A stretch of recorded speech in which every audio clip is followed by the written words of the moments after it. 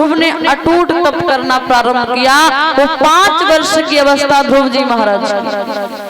ध्रुव जी ने अटूट तप करना प्रारंभ किया और जब ध्रुव ने प्राण वायु को खींचा तो हुआ क्या बताया।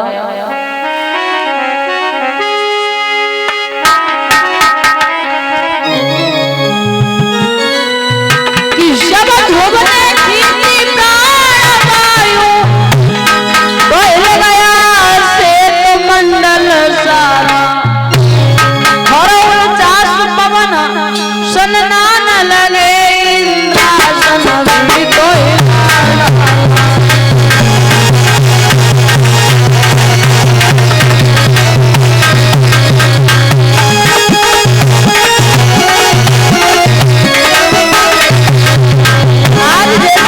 प्राण वायु को खींचा उस समय 49 पवन सनसना करके चलने लगते हैं।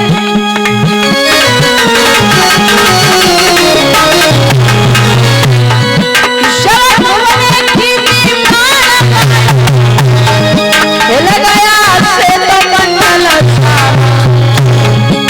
49 पवन सननान लगे इंद्रासन भी तो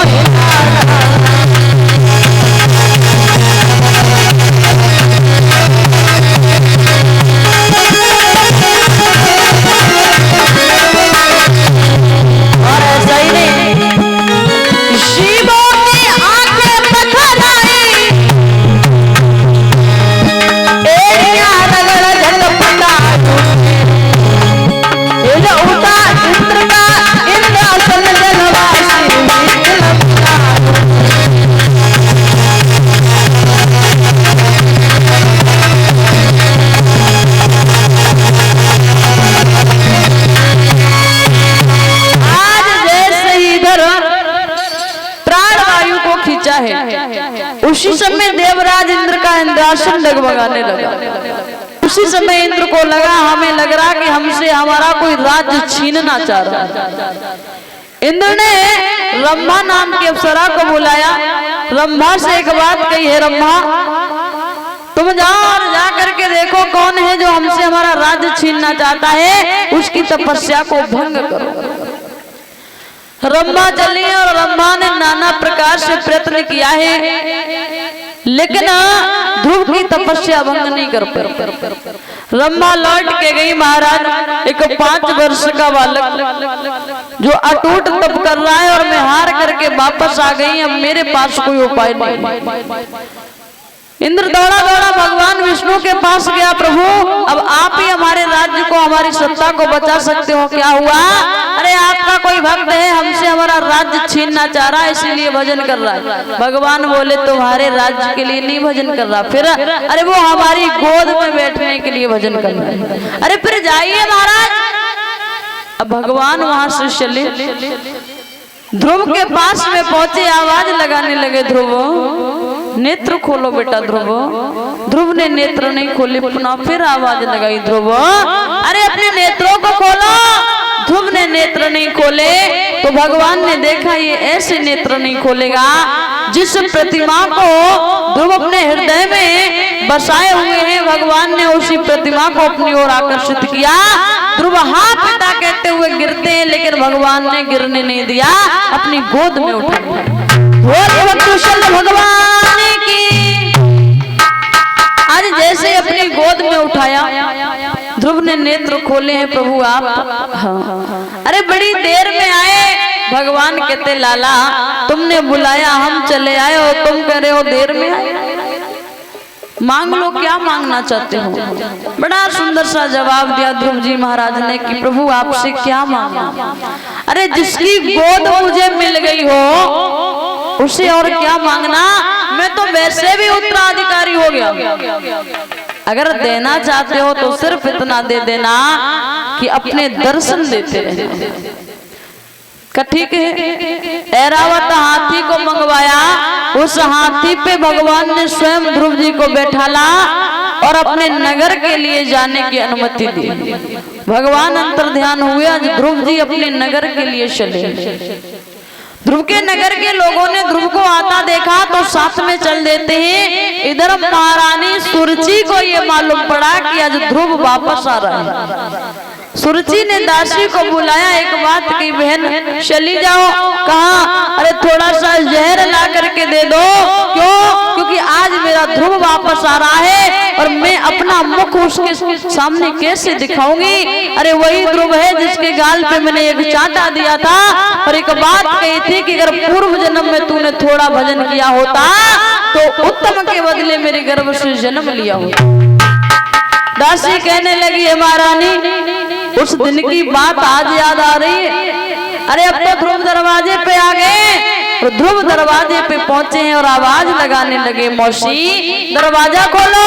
तो ध्रुव भी सबसे पहले अपनी उसी मौसी के ही दरवाजे जाते हैं, आवाज लगा करके बोले हैं, मौसी अरे मौसी खोले द्वार ललाते रहो, तो द्वार पे आई है जे तो आवाज लगाई है।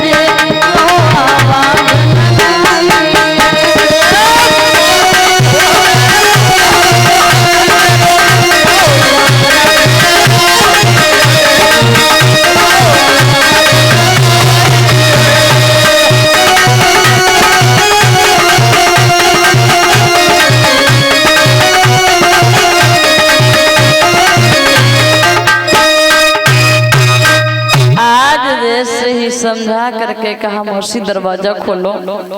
उसी समय महारानी सुरुचि बाहर आती हैं। ध्रुव जी ने छोटे छोटे हाथों से उनके चरणों को स्पर्श किया। उन्होंने एक बात की, लाला क्षमा करना, हमसे बहुत बड़ी भूल बन गई। ध्रुव जी कहने लगे, नहीं भैया आपसे भूल नहीं बनी, आपने बहुत अच्छा किया। ना आप उस दिन मुझे मारती और ना मुझे आज भगवान की प्राप्ति होती।